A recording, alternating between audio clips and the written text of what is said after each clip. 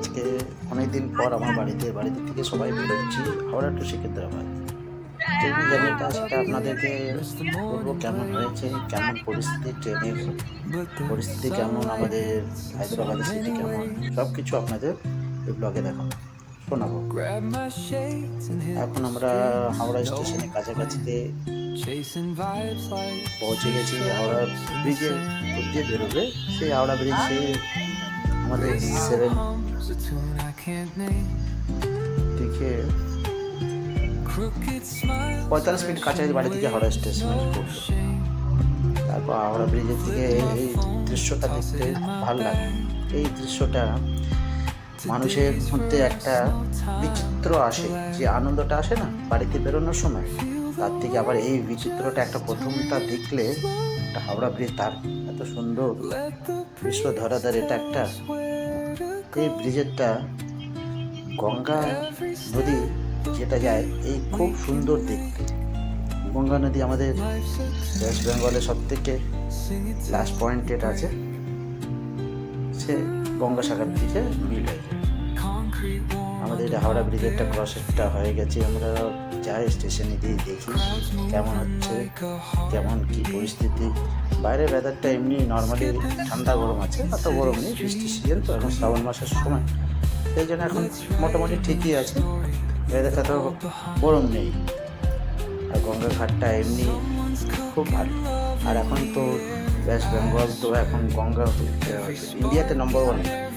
এই দেখো আমার দাদার মেয়ে তুমি পড়েছে, বাবা মা আমি আমরা 4 জন নিয়ে বেরোলাম। আসছে আমার দাদা। আর এবার স্টেশনে আমরা পৌঁছে গেছি, দেখছি জেনারেল কোচটা প্রচুর লাইন। তার থেকে আমি সবাইকে একটাই অনুরোধ করব, কেউ না কেউ রিজার্ভেশন করে গেলে, রিজার্ভেশন মাস্ট বি করবে। স্লিপার, এসি, ফার্স্ট ক্লাস, যেগুলো পছন্দ পরিস্থিতি হয় আপনাদের সে করবে। আর জেনারেলে যাবেন, জেনারেলে গেলে প্রচুর অসুবিধা। দেখো কি পরিস্থিতি, লাইন দিয়ে যায়, আবার দিয়ে আসে। তো আমাদের আজকে জার্নিটা বেরোলো ট্রেন, উঠলাম এই আমাদের হাওড়া স্টেশন থেকে বেরোনোর পর আমাদের সে প্ল্যাটফর্ম থেকে ছাড়িয়ে বেরোতে টাইমিংটা সে 8:25 ফাল্কন আমার ট্রেনিং। 8:25 থেকে বেরোনোর পর পৌঁছাবে নেক্সট ডে 10:10 বা 15 মিনিটের কাছাকাছিতে বেরোবে। এই দেখো আমাদের হাওড়া স্টেশন, এখান থেকে আমরা বেরোলাম। এবার আমাদের জার্নিটা এখান থেকে দেখি কেমন হচ্ছে। এক্সাইটেড আছে, অনেক বছর পর আমরা বেরোচ্ছি, আনন্দ লাগছে, একটা শুভ আনন্দটা, জার্নিটা খুব ভালো লাগলো। এবার সকালে ব্রেকফাস্ট করার পর ট্রেনে জার্নিকে সবার গরম পড়ছে, তার মধ্যে রোদ্দুর বাইরে বেশি। আর আমরা সে আবার ব্রেকফাস্ট করে 11টা নাগাদ ক্রস হওয়ার পর, বালেশ্বর ক্রস হওয়ার পর চিল্কা একটা সমুদ্র আসলো। এই সমুদ্র বিশাল চিল্কা সমুদ্র, সব থেকে বেশি মাছ ব্যাপারী বিজনেস এরিয়া এই জায়গাটা হয়। এই দৃশ্যটা খুব সুন্দর জায়গা, একবারে জার্নিটা দেখলে মাস্ট বি ইচ্ছা করে কি মানুষকে একটা ভিডিও বানিয়ে দেখাতে, শোনাতে, এগুলো ভাল লাগে। আর এই জায়গাটা এত সুন্দর কি বলারই নেই।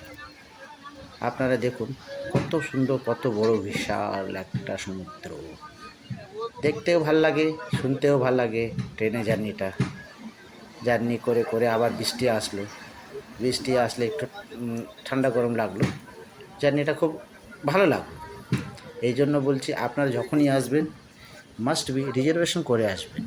রিজার্ভেশন করে আসলে কী হয়, কিছু দৃশ্যটা শান্তি করে দেখতে পারবেন, নালে অসুবিধা আপনাদেরই হবে। জেনারেল মধ্যে কোনো দিন ভাববে নাকি জেনারেলে আমি গিয়ে যেতে পারবো, অসুবিধা হয়, সবারই জানি, বুঝতে পারছি।